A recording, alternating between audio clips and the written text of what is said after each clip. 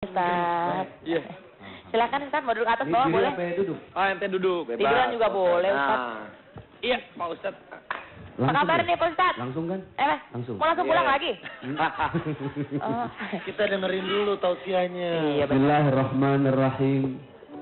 Assalamualaikum warahmatullahi wabarakatuh.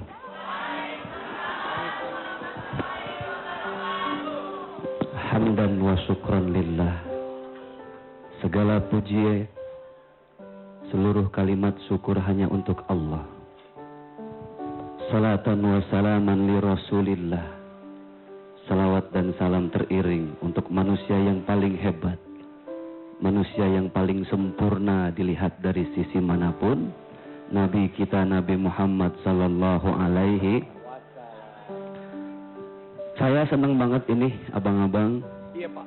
Karena bisa hadir di tengah ibu-ibu yang kalau saya lihat dari wajahnya, ini wajah-wajah tanpa masalah semua. Amin. Belum tentu Pak Ustaz. Ini berantem sama lakinya makanya pada kesini semua. Ibu-ibu saya doain mudah-mudahan semua hutang-hutangnya lunas. Amin. Loh, katanya nggak ada masalah, gimana sih? Yang namanya manusia itu ketika lahir ke muka bumi ini, baik laki ataupun perempuan, cowok, cewek, pasti akan diuji oleh Allah Subhanahu wa Ta'ala. Jadi secara logika begini, kalau mau jadi manusia harus siap diuji. Kalau tidak siap diuji, jangan jadi manusia. Ini manusia semua kan di sini? Alhamdulillah Pak Ustaz. Alhamdulillah.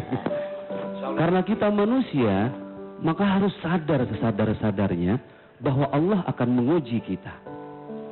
Di dalam surah Al-Baqarah Allah Subhanahu wa Ta'ala berfirman, "Wala nabluwannakum bisyai'in." Kata Allah, wahai manusia, laki perempuan, kalian pasti akan kami uji. Tapi sedikit kata Allah, bisyai'in.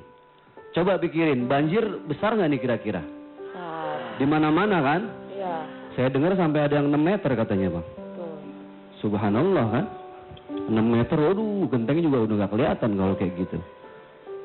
Padahal banjir yang sedemikian dahsyat, berat, besar, kok Allah bisa ya bilangnya itu kecil? Karena Allah mengajarkan kepada kita, kalau lagi pusing, lagi stres, galau, bete, abis, yang dilihat jangan ujiannya, tapi lihat semua nikmat yang sudah Allah berikan kepada kita. Maka ujian itu akan menjadi kecil. Pikiran yang ada di alam pikiran kita itu ibarat warna kacamata. Coba kalau ibu-ibu pakai kacamata warnanya warna merah, kira-kira semuanya kelihatan berwarna apa? Merah. Mangga yang belum matang sekalipun akan berubah jadi matang. Kenapa? Karena merah. Sebaliknya, kalau kacamata kita berwarna hijau, maka yang kita lihat semuanya akan berwarna hijau. Jambu yang sudah merah sekalipun pasti otomatis jadi hijau. Jadi manusia itu bagaimana cara berpikirnya? Maka jangan pernah menggunakan kacamata dengan warna merah, warna hijau, tapi gunakanlah kacamata dengan warna yang jernih dan apa adanya. Yang merah biar jadi merah, yang biru biar jadi biru. Karena begini, manusia itu kan dikasih hati sama pikiran. Hati ini ibarat handphone, handsetnya. Pikiran ini ibarat SIM card. Kira-kira kalau handphone nggak pakai SIM card bisa dapat sinyal apa enggak? Enggak. Atau ibu-ibu cuma punya SIM cardnya doang tapi nggak punya handphone, bisa nelpon nggak? Maka SIM card harus dimasukkan ke dalam handphone biar kita bisa nelpon. Tapi handphone bagaimana operator dari SIM card itu? Kalau operatornya koneksinya kuat, tinggi, insya Allah koneksi apapun internet ngacir. Betul nggak? Tapi kalau koneksinya lemot, ngeheng, maka handphone itu tidak akan bisa beroperasi. Begitulah hidup kita. Hati ini ibarat handphone. pikiran ibarat SIM card. Maka ininya harus tinggi dulu, harus jernih, harus bersih. Kalau ini bersih, insya Allah dalam hati juga bersih. Maka musibah jangan dilihat sebagai musibah. Karena Allah menjadikan musibah bisa jadi hadiah untuk kita. Tapi kita tidak pernah tahu hadiah apa yang sudah Allah siapkan untuk kita. Kita ini sering suudzon sama Allah ya. Sering buruk sangka sama Allah. Dikasih ujian langsung bete. Aduh, jangan-jangan Allah nggak sayang sama saya. Sekarang begini contoh. Nih ibu punya anak kecil nggak di rumah? Ya. Kalau hujan kan musim pilek ya. Oh. Pilek, batuk, bengek. Kalau ada anak kecil pilek batuk, terus dia nangis minta es. Kira-kira ibu yang sayang sama anaknya dikasih apa enggak? Enggak. Buat si anak itu musibah. Kepengen es tapi nggak dikasih. Nangis dia. Meronta-ronta di atas tanah. Kenapa? Kepengen es, ibunya nggak ngasih. Menurut si anak, kira-kira ibunya jahat nggak? Jahat. Karena tidak memberikan apa yang si anak mau. Tapi tidak dengan ibu. Ibu tahu, ibu sayang kepada seorang anak, maka tidak diberikan es itu. Begitulah Allah kepada kita.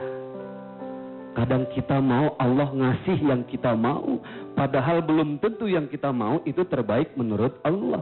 Masing-masing mah ada ukurannya, ya kan ya? Bang Raffi sepatunya nomor berapa? 42,5. 42,5. Kalau Mbak berapa? 39 Pak Ustadz. 39. Kira-kira kalau tukeran make bisa apa enggak? Jadi Enggak. cuco dong Eke. Masing-masing ada ukurannya. Jangan pernah maksa untuk make ukuran orang lain. Allah paling tahu apa ukuran yang pas buat kita. Jadi hidup yang nikmat itu adalah hidup yang mensyukuri apa yang sudah Allah tetapkan ukurannya untuk kita. Maka dari itu diutuslah baginda Rasulullah sallallahu alaihi seorang manusia yang paling hebat dilihat dari sisi manapun. Seorang pemimpin yang menurut para ahli sejarah adalah pria yang paling romantis seantero dunia.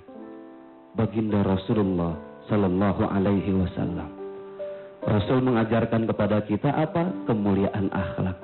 Muliakan akhlak, bersyukur dengan apa yang sudah Allah titipkan dan bersabar dengan musibah apapun yang juga Allah titipkan sebagai hadiah untuk kita.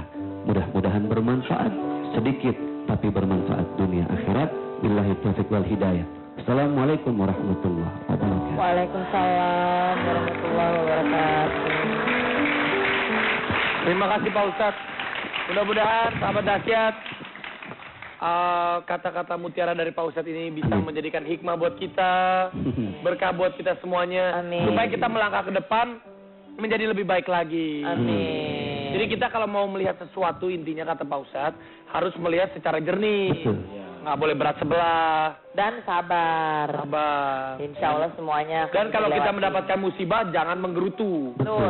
Karena musibah itu pastinya kita sebagai manusia harusnya mungkin berterima kasih kepada masalah atau musibah. Benar. Dengan adanya masalah dan musibah, kita bisa menjadi individu yang lebih dewasa lagi, Pak Ustaz. Lebih bijak, lebih baik.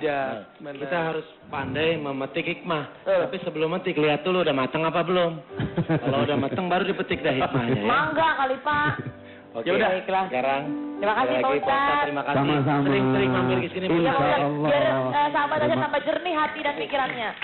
Ustadz, Amin. sehat selalu. Salam buat keluarga di rumah, Pak Ustadz. Ustadz Zaki Mirza. Oh. Sekarang Pak Ustadz jangan kemana-mana, ikut baca Ya. deretan ya. Oke deh. Ikut baca deretan. Boleh kita undang The Masif dan juga... The Masif dan Lala, Carmela dan Alika. Alika, lagu Aku Pergi tuh